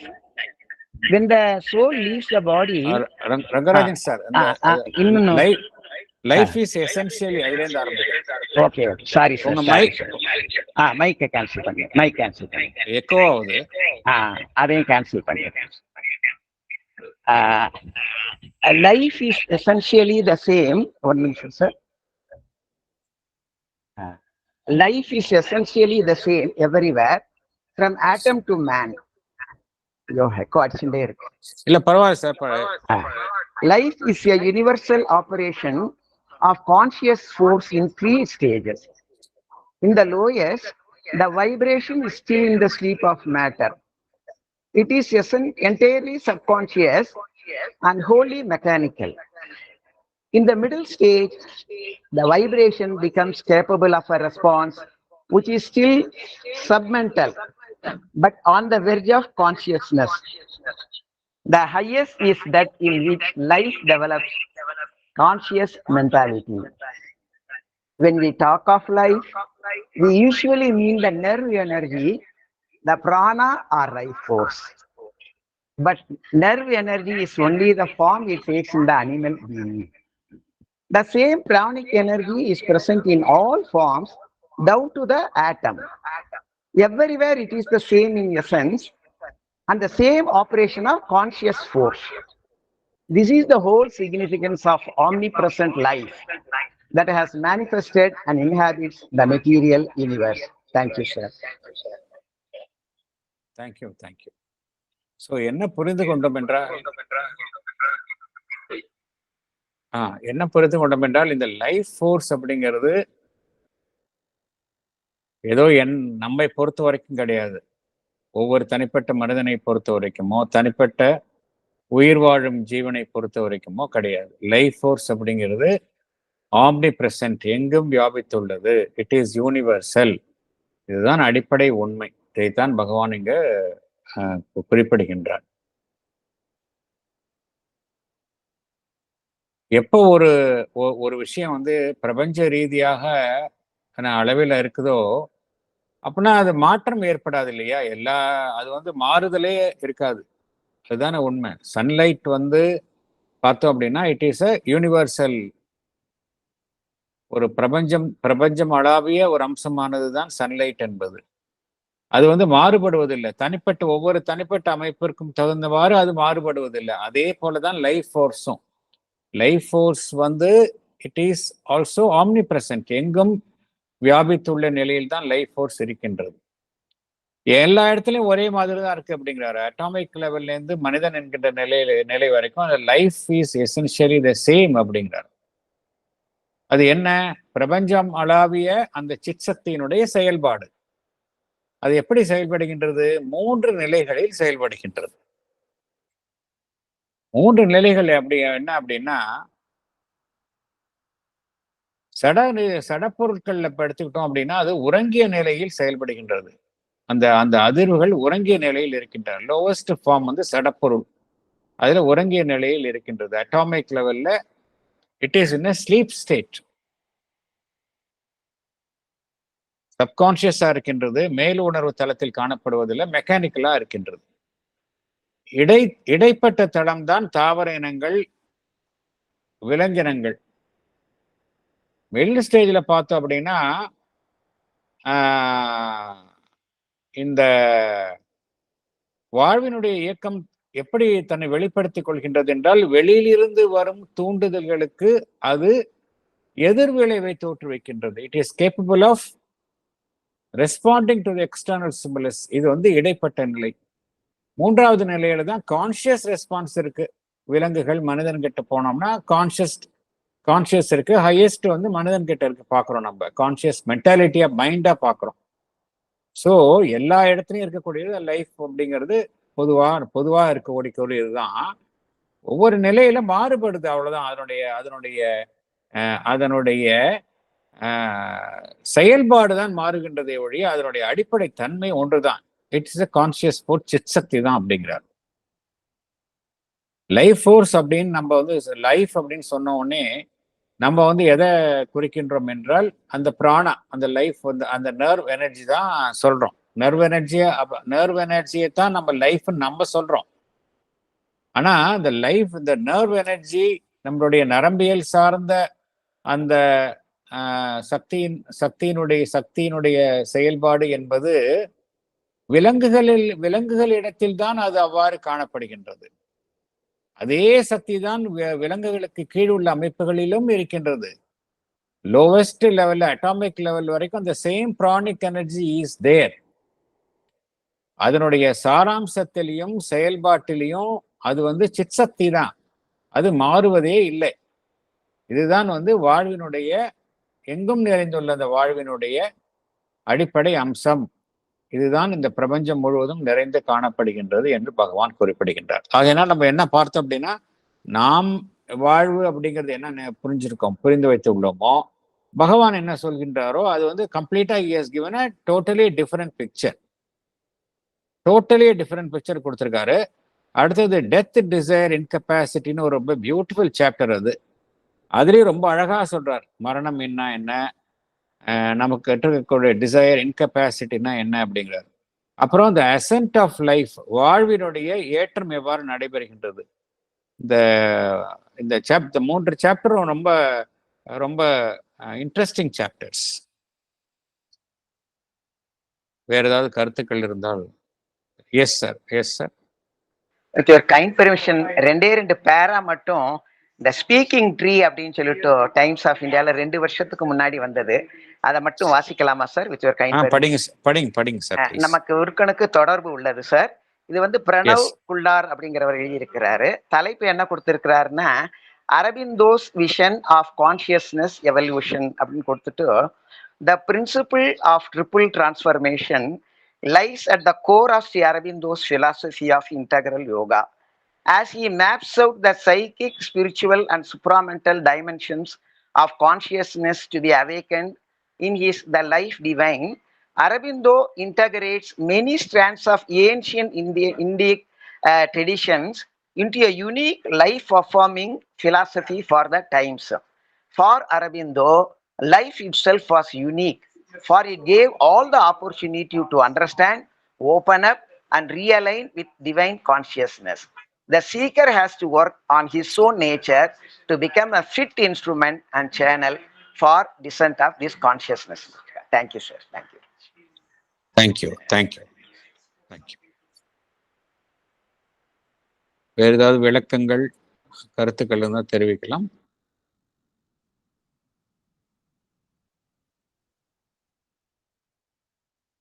எதுவும் இல்லை அப்படின்னா நம்ம close பண்ணிக்கலாம். நம்ம